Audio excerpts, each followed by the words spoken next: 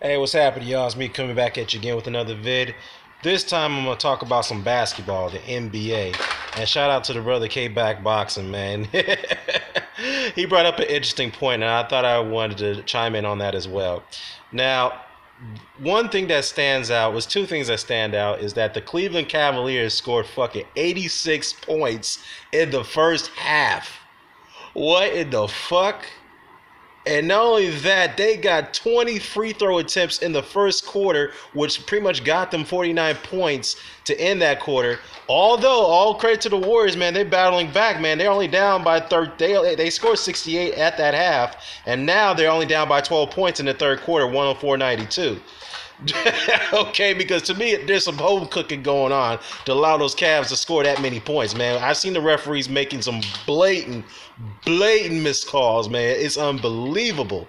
Now, I'm gonna go back to history on this one. We all remember what happened in 2002. I'm not sure if any of the millennials have watched basketball that long, but in 2002 we had a similar situation with the Sacramento Kings and the Los Angeles Lakers, Game 6 of the Western Conference Finals.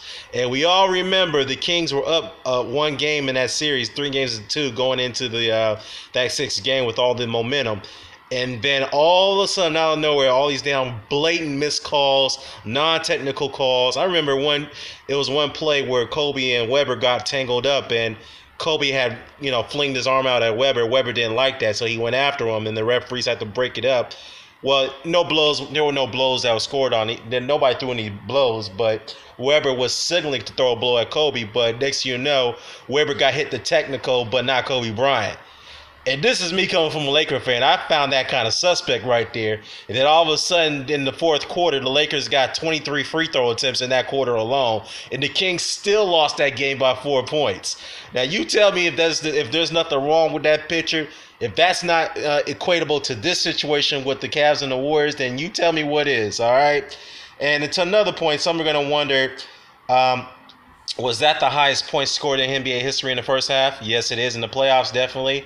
All around it is, but some people argue, will it get to the point of the most points scored in the playoffs history? I don't know about that. Maybe it will if the Cavs play the way they do, but let's be honest though, they're only scoring 20 points in the third quarter, so I don't think it's going to get to that point unless the referee's going to do some fucking suspect things like they did in the first quarter, some foolishness, you know what I mean, or the first half by that matter.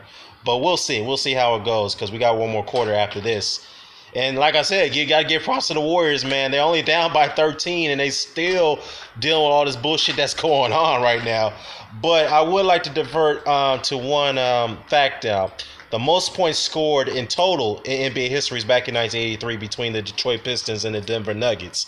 Both teams had played in played in triple overtime.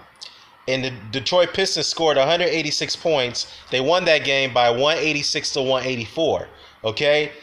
Denver scored 74 points at the half, and Detroit scored 76. Okay? Denver shot 60% at the field, from the field, and Detroit shot 55%. Okay? Each team was averaging about 35 points per quarter, man.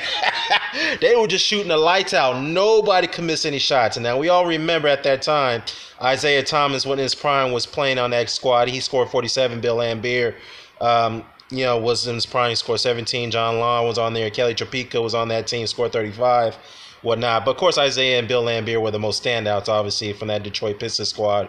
And then you had the Denver Nuggets. You had the great Dan Issel, Hall of Famer, just like Isaiah.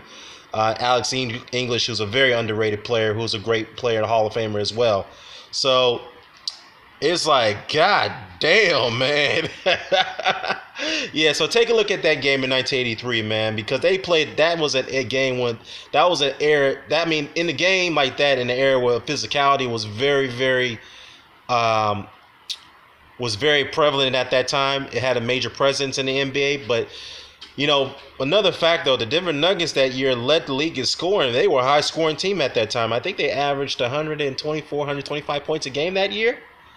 And you wonder why did they win was it the year after that? I think it was the year after that they scored, they averaged 124 points. I think it was the year after that because Yeah, I have to go back and check because I know that year they went to the Western Conference Finals against the LA Lakers in 1985, and they lost it in 5 games, and that was the last season of Dan Issel's great career.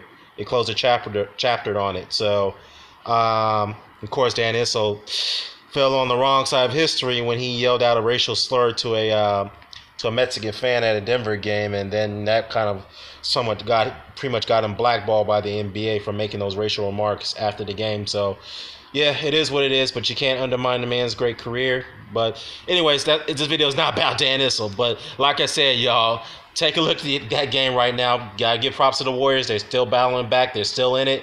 So yeah, let me know what your thoughts about this. I'm out.